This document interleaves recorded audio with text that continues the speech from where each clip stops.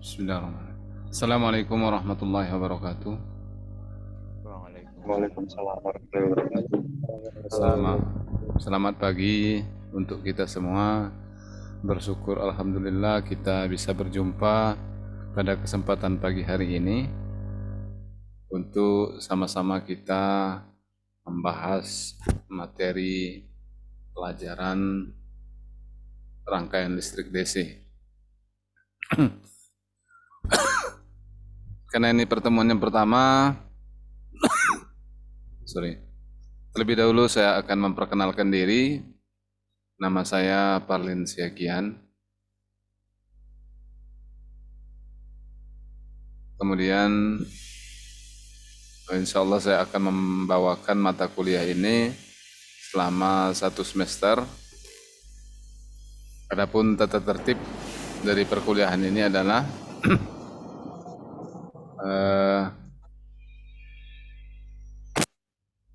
hendaklah kita datang tepat waktu agar supaya ilmu yang kita dapatkan itu bisa dengan mudah kita serap, kemudian juga berkah, kemudian juga kita selama perkuliahan hendaklah kita laksanakan dengan ikhlas. Jangan sampai kita dalam keadaan terburu-buru atau dalam keadaan mengerjakan pekerjaan lain. Jadi kita betul-betul konsentrasi untuk mengikuti perkuliahan.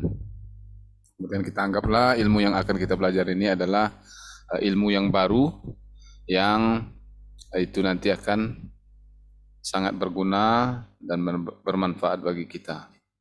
Jadi mata kuliah kita ini rangkaian listrik DC. Dasar-dasar daripada rangkaian listrik DC itu sudah kalian dapatkan di dasar teknik elektro. Kemudian juga sebagian mungkin di SMA kita juga tentunya sudah membahas mengenai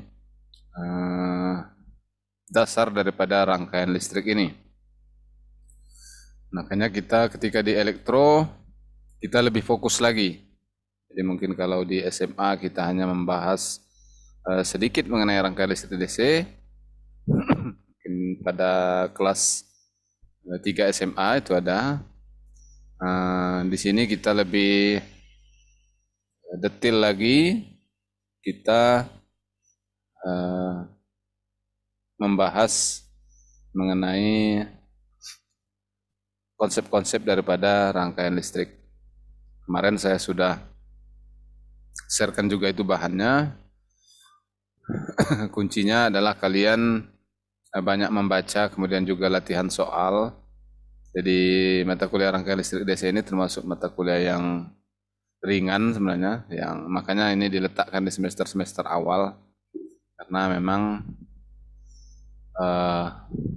pelajarannya cukup mudah, hanya memahami sedikit mengenai dasar-dasar listrik sudah bisa diikuti. Kemudian untuk absen nanti siapa ketua kelas kita? Ada ketua kelasnya enggak ini? Saya, Pak. Trinidad Daniel ya? Saya, Pak. Ya nanti di screenshot ya. Kalau kita kuliah. Kalau untuk record mungkin kalian nggak bisa ya karena saya yang hostnya, nanti saya yang record untuk videonya. Oke, kemudian juga nanti mungkin ada tugas-tugas juga. Jadi sekarang ini memang sistemnya adalah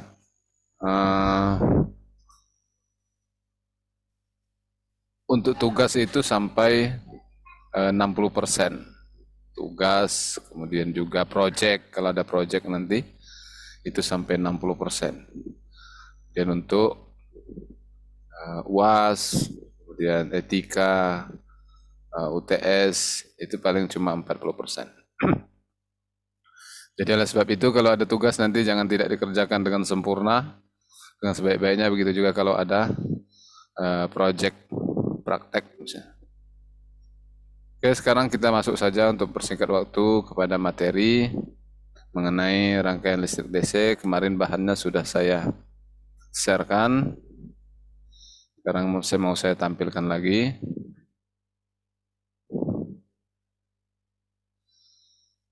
Apakah sudah terlihat, Daniel?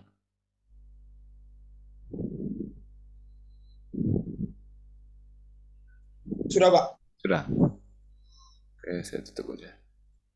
Sudah, Pak. Sudah ya? Oke. Jadi rangkaian listrik, kita mulai dari pengertian.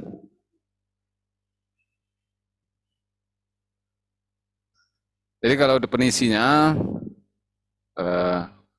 rangkaian listrik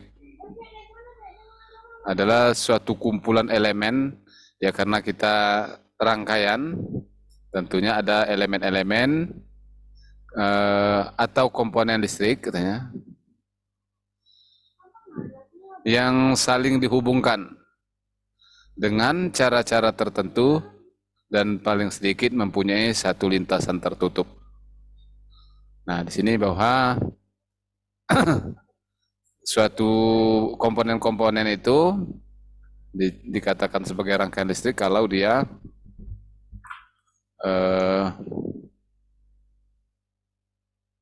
paling sedikit ada satu lintasan tertutup.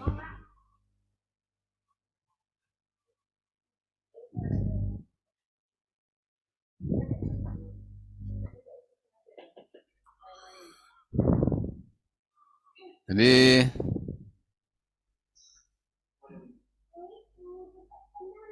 kemudian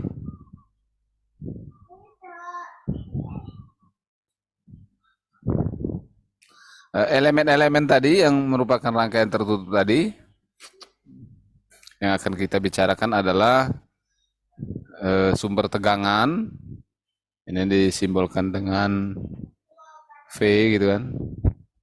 Kemudian sumber arus atau I, resistor atau tahanan, kemudian induktor atau L atau kumparan, kemudian ada kapasitor atau C. Tentunya bahan-bahan ini semua sudah kita bahas di dasar teknik elektro. Kemudian elemen listrik yang terdiri dari dua terminal atau lebih, transistor atau operasional amplifier. Oke.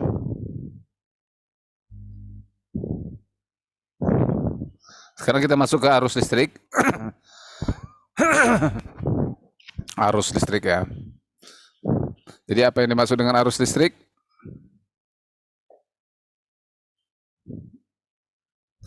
Ada yang tahu apa yang dimaksud dengan arus listrik?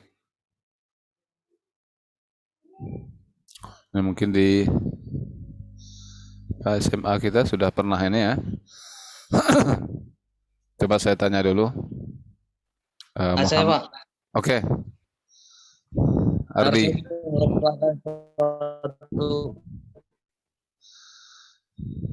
Merupakan suatu partikel yang melewati arus, Pak. Melewati kabel, Pak. Yang lain jelas nggak? Saya kurang jelas suaranya. Coba diulangi, Ardi. Suatu partikel atom elektron yang melewati suatu kabel atau penampang, Pak. Oke. Ada yang lain? Sudah betul jawaban. Ada yang bisa dengan cara lain jawaban yang lebih mudah dipahami misalnya? Yang dimaksud dengan arus? Untuk dasar dulu.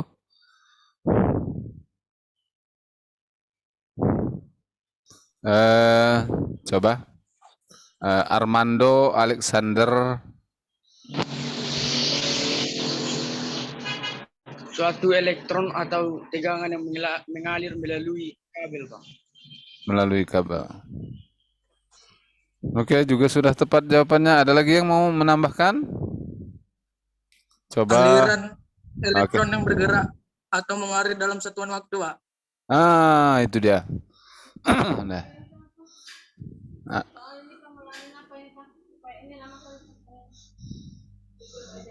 Siapa tadi yang terakhir tadi jawab tadi?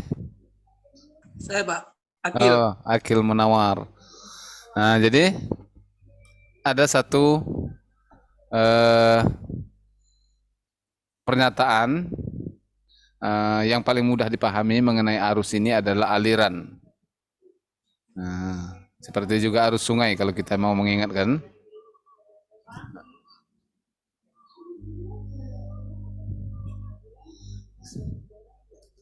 Jadi sungai itu merupakan aliran daripada air. Nah, sekarang kalau listrik, arus listrik aliran daripada Elektron, Pak.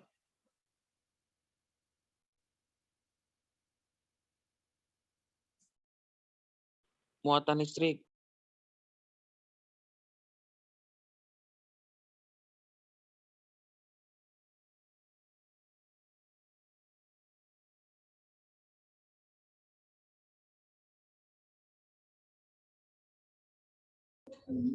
Pak, izin Pak, suara Bapak Suara Bapak matikan Pak mic-nya Pak. umit Pak, dimatiin juga suaranya.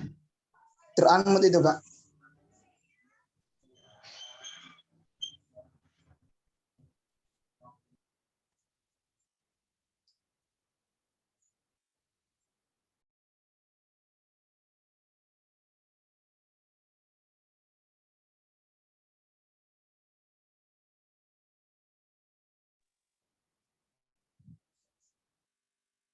Izin Pak, suara Bapak nggak kedengaran Pak, itu teranmut mic-nya.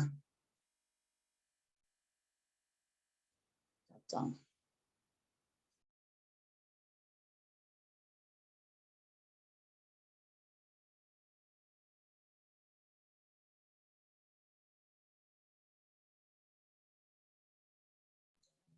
Mana Bapak ini?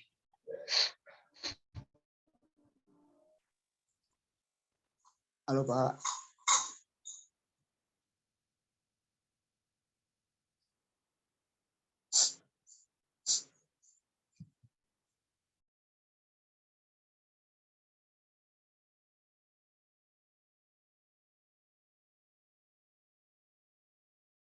Bilang di grup aja, Cuk.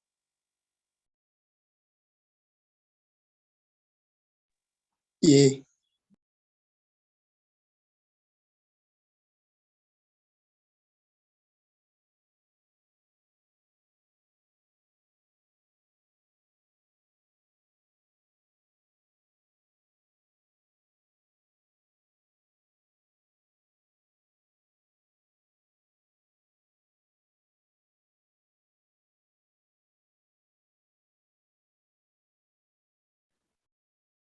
On cam kalian biar SS nih. SS Udah lah. kue. Udah kuesis dari tadi, Cok. Udah kuesis. Ulang-ulang. Ulang-ulang on cam kalian.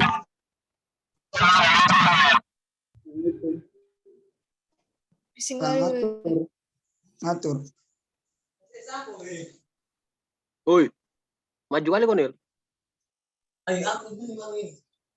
Oke oke. Sabar biar Satu, ya, sabar, dua, sabar, tiga. sabar. Awas. Dah. Belum sabar. Monyet lama kali HP kentang.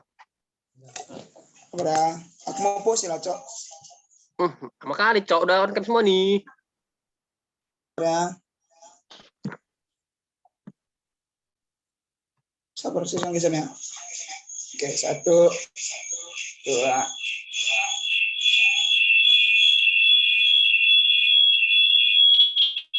Mati Udah, apa udah. itu? Udah. Mati apa Matikan. itu? Cok, sabar. Udah belum? Yang pakai laptop siapa, weh? SB.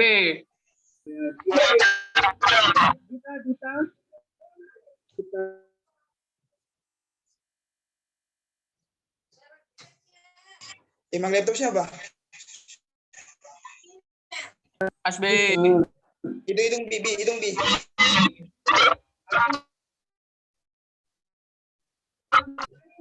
Hidung bi.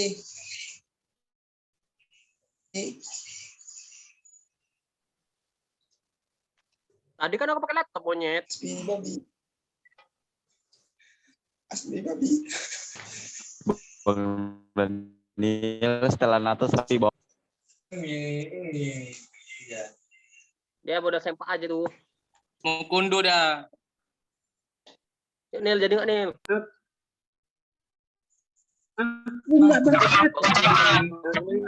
Bang Ruli di kebon, Bang Ruli. Bang Ruli.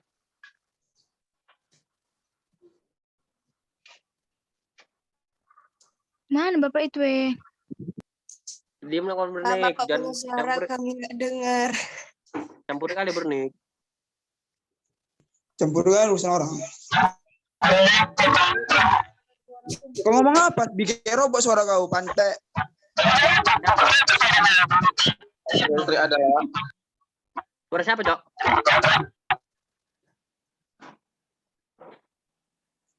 harus istri adalah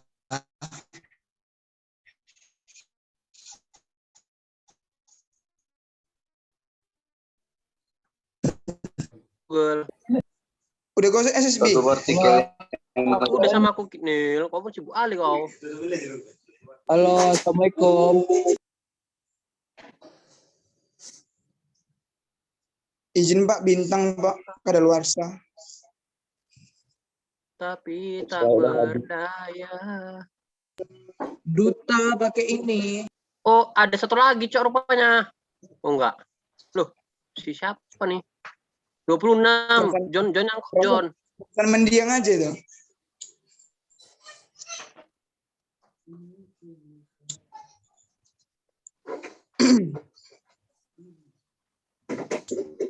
Lagi. Udah kena SSB. Aku. Sibuk Ali. Siapa yang mau SS?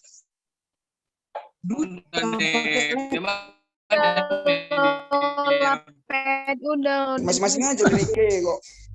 Yaudah, we love you. Oke, jadi Tapi bernik ya. Bintang bener dia, jawaban dia agak songong dia. oke, sekarang arus listrik. Jadi kita analogikan dengan arus air. Adanya aliran. Kalau di arus air tentunya adalah aliran air. Kalau arus listrik berarti aliran elektron setiap detik. Jadi kalau kita mendefinisikan arus listrik adalah aliran daripada elektron setiap detik. Nah, ini akan nanti berhubungan kalau Anda sudah membayangkan bahwa arus listrik itu aliran dari banyak elektron. Jadi semakin besar arus listrik berarti semakin besar juga atau semakin banyak juga aliran elektron setiap detiknya.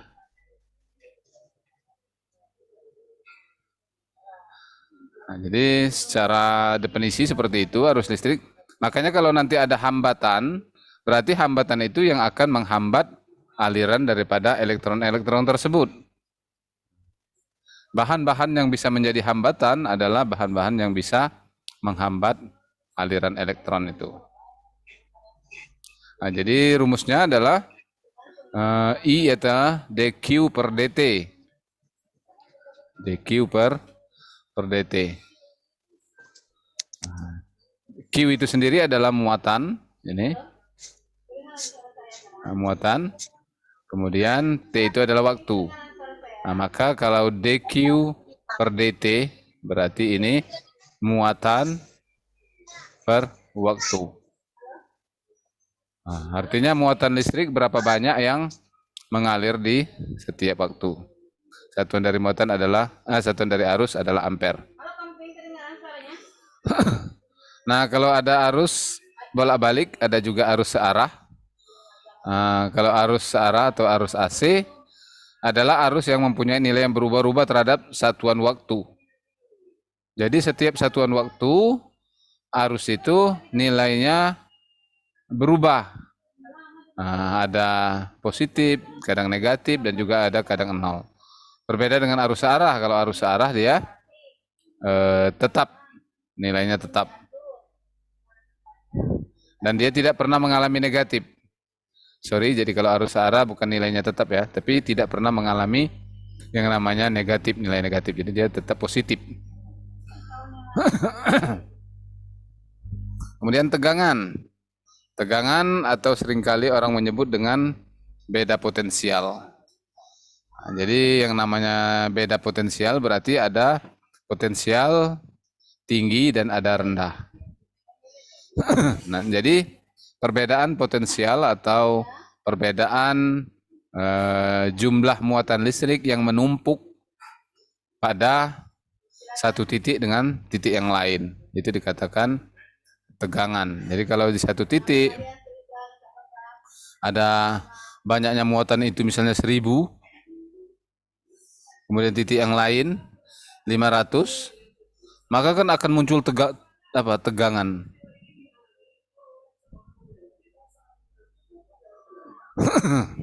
Jadi artinya ketika terjadi perbedaan antara satu titik dengan titik yang lainnya, maka di situ akan timbul potensial. Jadi kalau sama antara satu titik dengan titik lainnya,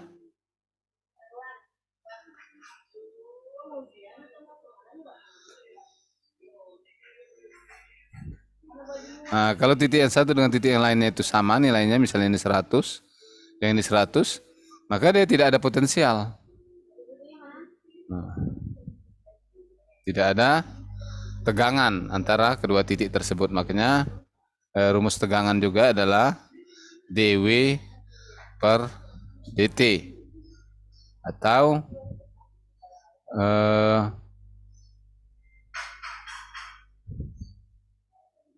perubahan dari daya listrik terhadap muatan listrik.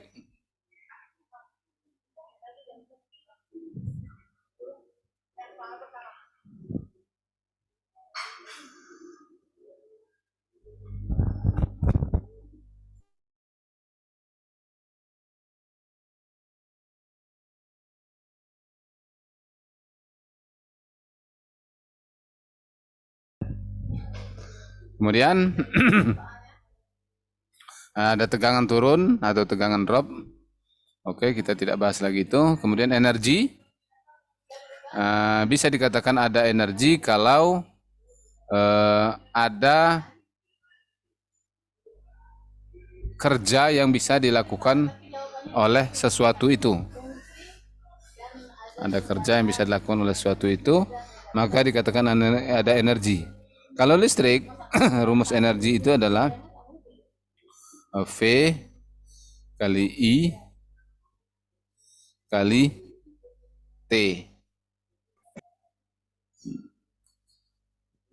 Dia ini yang menyebabkan dia dikatakan ada energi, adanya waktu.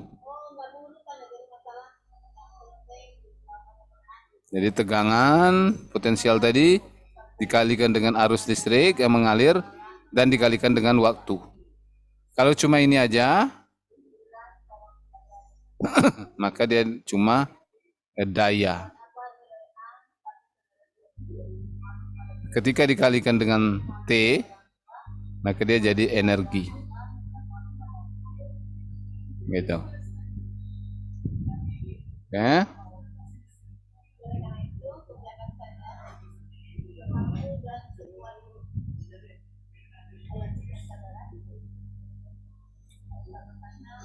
Kemudian elemen komponen listrik digolongkan menjadi satu, ada yang menyerap energi, yaitu jika arus positif meninggalkan terminal positif menuju terminal elemen komponen, atau arus positif menuju terminal positif elemen komponen tersebut.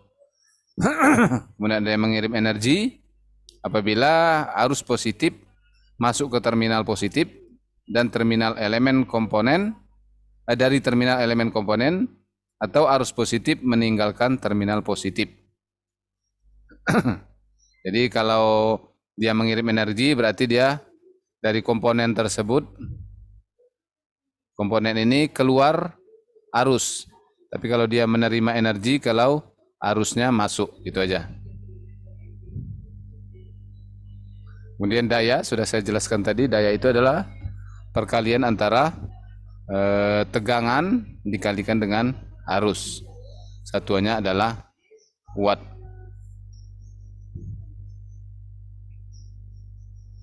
Ini satuan-satuan besaran listrik. Anda tinggal baca aja. Kemudian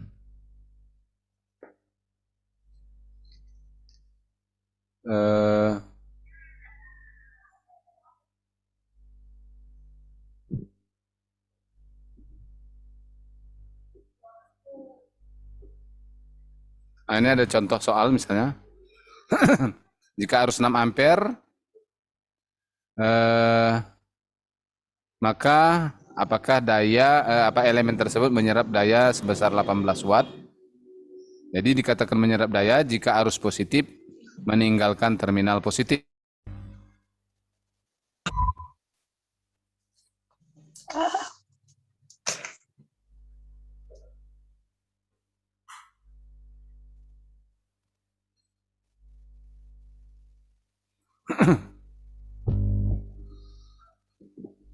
Maka jawabannya adalah arus positif karena dari potensial tinggi ke potensial rendah. Sudah tentu ya, arus itu akan mengalir dari potensial tinggi ke potensial rendah. Contohnya arusnya misalnya 6 ampere, kemudian P-nya 18 watt, maka tegangan atau potensial pada ujung terminalnya adalah P dibagi dengan I, yaitu 18 dibagi 6 sebesar 3 volt.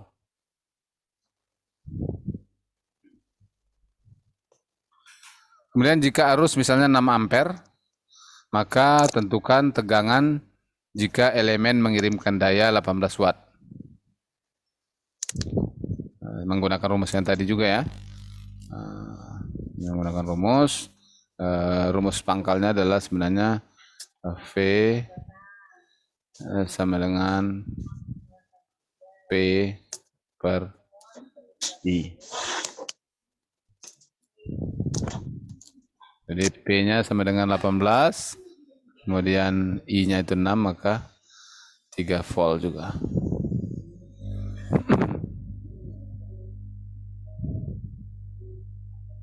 Kemudian juga contoh yang ketiga.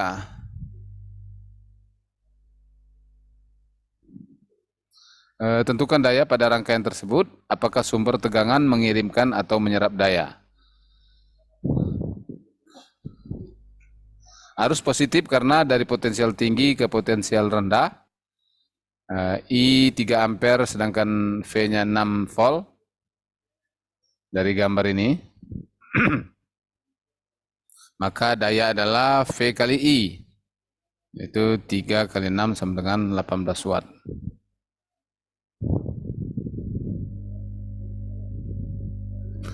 Contoh soal yang pertama, tentukan daya pada rangkaian tersebut. Apakah sumber tegangan mengirimkan atau menyerap daya?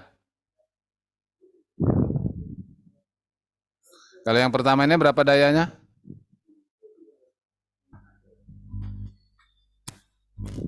Ada yang tahu? Coba jawab.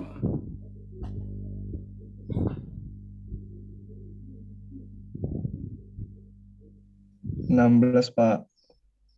Adalah 16 watt. 16, Pak.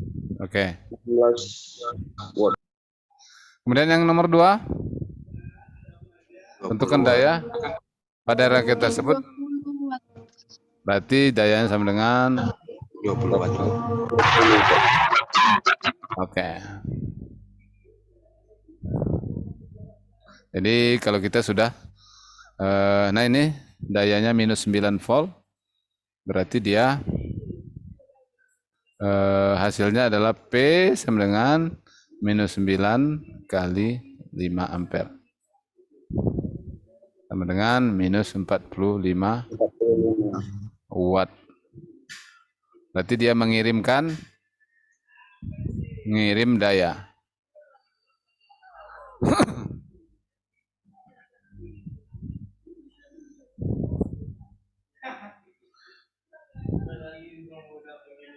Oke, seterusnya bisa Anda jawab soal-soalnya. Sekarang kita masuk ke elemen rangkaian listrik. Elemen rangkaian listrik ada elemen aktif namanya. Elemen aktif adalah elemen yang menghasilkan energi. Jadi kalau R, L, C itu elemen pasif. Karena dia tidak menghasilkan energi. Jadi elemen aktif itu satu, itu adalah sumber tegangan.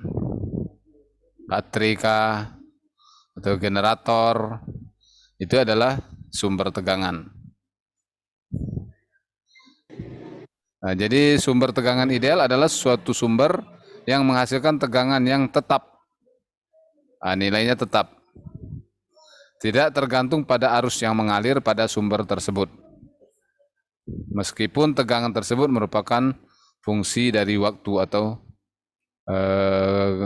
contohnya sinusoidal. Kemudian sifat lain dari sumber tegangan adalah bahwa sumber tegangan mempunyai nilai resistansi dalam sebesar 0. Jadi ini sangat ideal kalau resistansi dalamnya adalah 0. Nah, jadi dari pernyataan pertama, sumber tegangan menghasilkan tegangan yang tetap, tidak tergantung pada arus. Nah, karena kadang tegangan itu, karena fungsinya adalah I kali R,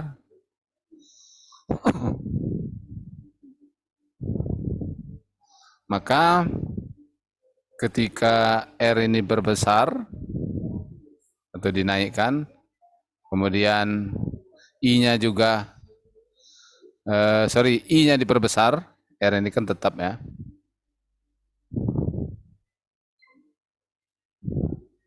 I-nya yang diperbesar, maka sudah pasti V ini akan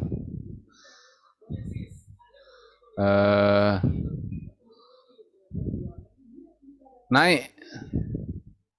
Tegangannya harus naik gitu kan. Padahal sebenarnya nanti tegangannya akan drop, diakibatkan oleh arus yang makin besar. Nah, pada sumber tegangan ideal, ketika arus naik, maka tegangan itu tidak boleh turun. Jadi kalau di PLN,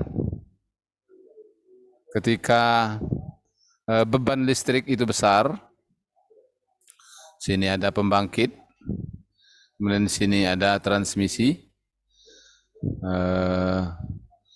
kemudian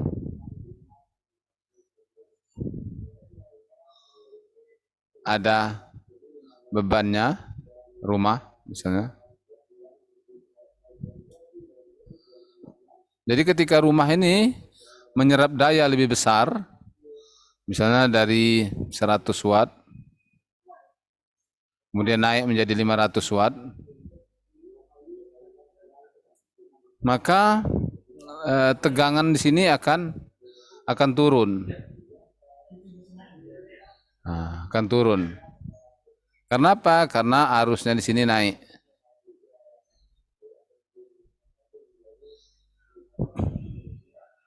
Makanya untuk mengatasi jangan sampai tegangan turun itu, generator ini putarannya ditambah. Sehingga dia kalau yang pembangkit bertenaga di sel, dia akan menambah gasnya atau solarnya. Solarnya itu akan dibuat tambah banyak. Supaya apa? Supaya dia mampu memutar genset ini atau generator ini. Jika tidak, maka generator ini akan melambat.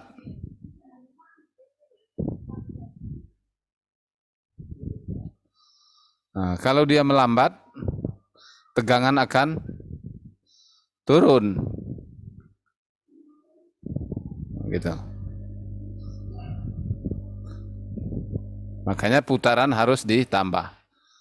untuk mempertahankan tegangan ini supaya tetap. Nah, maka berarti generator adalah sumber tegangan yang ideal.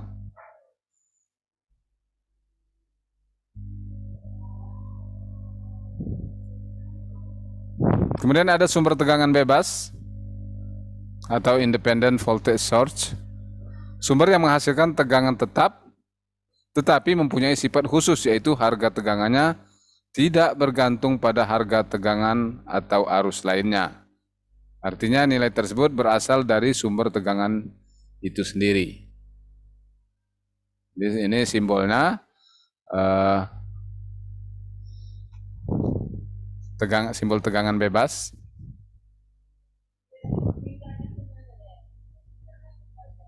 Kemudian sumber tegangan tidak bebas atau dependent voltage source mempunyai sifat khusus, yaitu harga tegangan bergantung pada harga tegangan atau arus lainnya. Jadi nanti kalau dia dihubungkan dengan rangkaian yang lain, misalnya dengan tegangan yang lain, kemudian sini bebannya.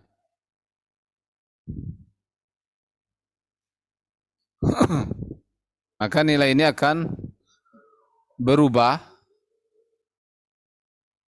tergantung nilai ini juga, tegangan yang lain, atau tergantung beban.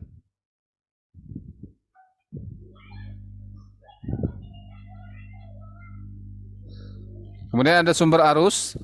Ini semua kita masih membahas di elemen aktif ya, elemen aktif artinya menghasilkan energi. Ada sumber arus atau current source.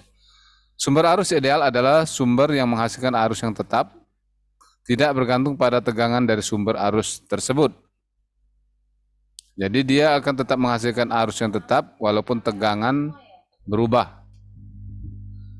Sifat lain dari sumber arus adalah bahwa sumber arus mempunyai nilai resistansi dalam atau inner resistance itu sebesar tidak terhingga. Berarti resistansinya sangat besar.